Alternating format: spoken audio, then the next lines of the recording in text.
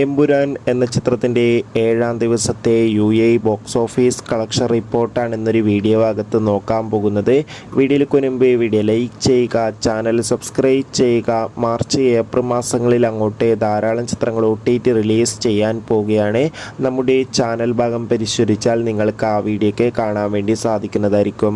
മോഹൻലാൽ, പൃഥ്വിരാജ്, മഞ്ജു വാര്യർ, ടൊവിനോ തോമസ് എന്നൊക്കെ പ്രധാന കഥാപാത്രങ്ങളായ ചിത്രമായിരുന്നു എമ്പുരാൻ. ചിത്രത്തിന് ഇപ്പോഴും നല്ല മികച്ച പോസിറ്റീവ് റെസ്പോൺസ് തന്നെയാണ് പുറത്തുകൊണ്ടിരിക്കുന്നത്.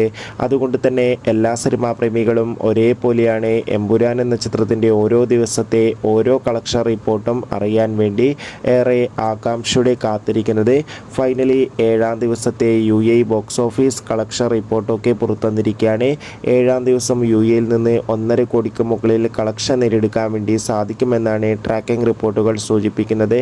കാത്തിരിക്കാം കൂടുതൽ ബോക്സ് ഓഫീസ് കളക്ഷൻ റിപ്പോർട്ടിനായി.